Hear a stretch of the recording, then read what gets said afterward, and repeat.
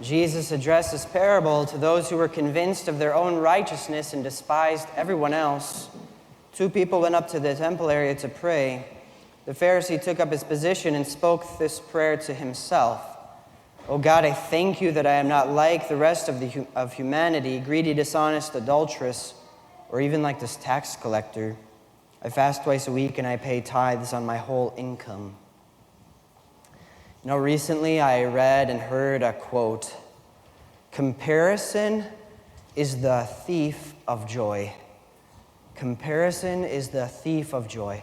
I don't know if it's the thief, but comparison is a thief of joy. And comparison is not something that's new. In fact, it goes all the way back to the beginning of Cain and Abel. We see it in the gospel, and in a particular way, comparison manifests itself in modern life on social media. We can compare ourselves to others in at least two ways. One way is that we can exalt ourselves over others, present ourselves, think of ourselves as better than others. Another way is to think that we're worse, we're less than. And we can compare ourselves in a variety of ways. We can compare ourselves to other people's appearances, to their social status, to their perceived virtue or goodness or lack of it, to the vacations they take, the number of friends or likes they have, their popularity, their work and job, their wealth and influence.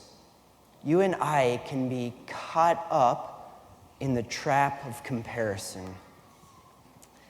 And recently, I heard that there was possibly at least a connection between the use of social media and depression among young people.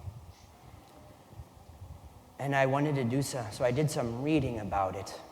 And ever since 2007, when the smartphone came out, depression in young people has just gone way up. So is there a correlation between the use of social media and depression among young people? So I was doing some reading about that, and there was an article that was really perceptive. And one of the articles, in this article, they were talking about perhaps at least one of the reasons why young people can experience depression and anxiety when they use social media is because they don't use it to connect. They don't use it to connect to others. They use it to compare. Listen to what Dr. Bubrick says. Kids spend so much time on social media. So on average, teenagers today spend about 2.6 hours a day on social media. So 2 hours, 36 minutes a day or so on social media on average. What do I mean by social media? Twitter, YouTube, Facebook, Instagram, Snapchat, etc. By the way, young people don't use Twitter, okay? And they don't use Facebook, because adults use Facebook, so they don't use it. They use Instagram and Snapchat. So on average, young people are using social media every single day, about 2.5 hours. So kids spend so much time on social media trying to post what they think the world will think is a perfect life. Look at how happy I am. Look how beautiful I am. Without that, they're worried that their friends won't accept them. They're afraid of being rejected. by the way, that is not unique to young people. All of us can fall into this trap, this temptation, whether we're in a social situation or on the internet using social media, to try to present ourselves as if we have it all together, as if we live a perfect life. The article continues, and if they are getting positive feedback from their social media accounts, they might worry that what their friends like isn't the real them. And doesn't that make sense? Doesn't that make sense? So I create this image of myself on social media platforms where I'm always happy, I'm always doing fun things, I'm always with certain people, whatever. And deep down, I know that's not my real life. That's not my whole life. And so if someone likes that, there's this doubt in the back of my mind that says, yeah, but if they really knew me, if they really knew who I was, would they like me? And so even if you're liked on social media, it doesn't mean that it's satisfying. We can compare ourselves in our marriages. We can compare ourselves in our family life and parenting. We can compare ourselves in our work, and we can compare ourselves as priests to try to present ourselves as if it's all good, as if we have it all together, as if we live a perfect life. I fast twice a week. I pay tithes on my whole income. What's difficult about that is, unless your life is way different than mine, life is not always happy. Sometimes life is really, really hard. Sometimes it's really hard.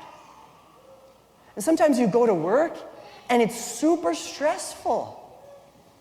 Or sometimes you just are trying to make it through the week. And what would it mean if you presented that on social media? What would it mean for me if you found out that I wasn't perfect? I'm not, by the way, okay? I'm not.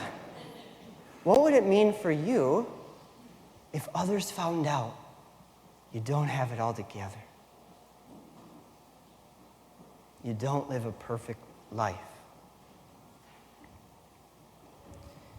In my own life,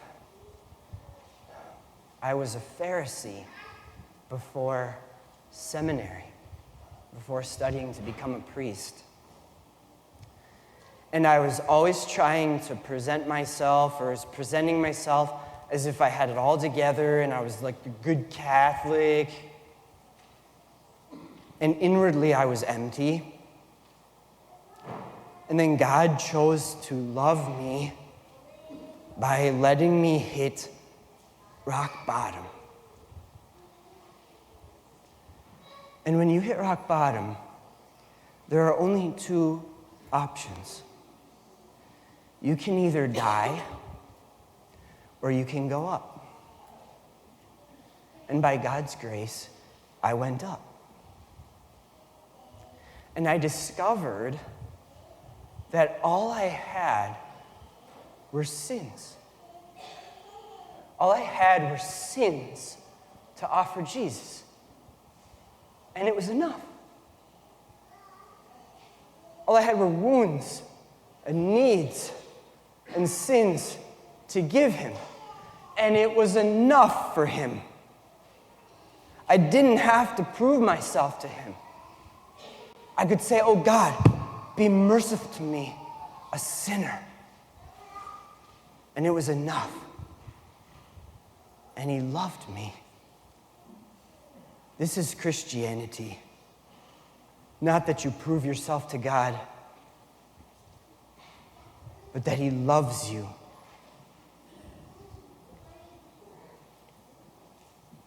Jesus is the humble one.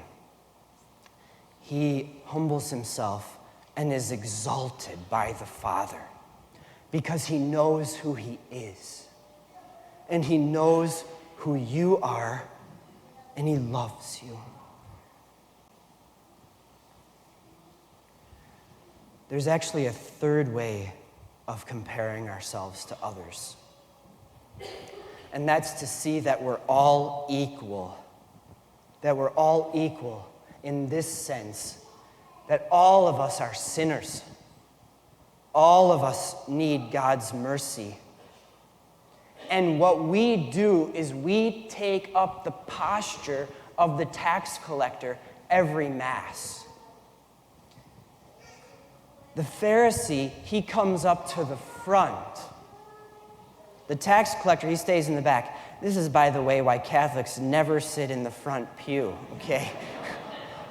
Except super reluctantly, okay? They're always in the back because I think they've taken this message to heart.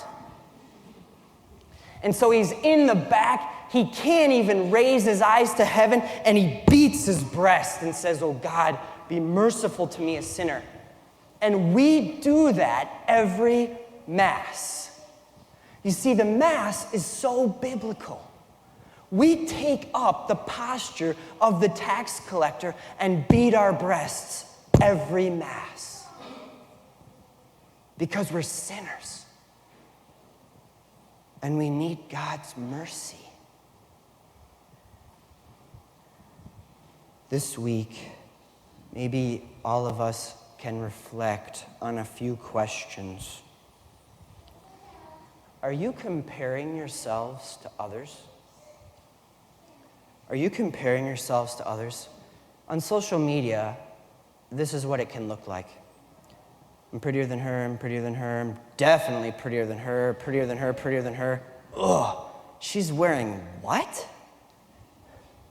She's hanging out with who? They went to vacation where? Or it can look something like this. Definitely not prettier than her, definitely not prettier than her. How do they have such nice clothes all the time? I never do. They went to vacation where? I never go on vacation. They get to hang out with who? I'm always alone. And so are you comparing yourselves to others? Is comparison stealing your joy? Is comparison stealing your joy? And then the second question, how are you using social media? This is not just a young person thing. All of us do. How are you using social media? Is it a time of truly connecting with others? Are you really trying to connect with others? Or is it a time where you compare yourself? So here we are at Mass. And God knows who you are, that you need him. And it's enough.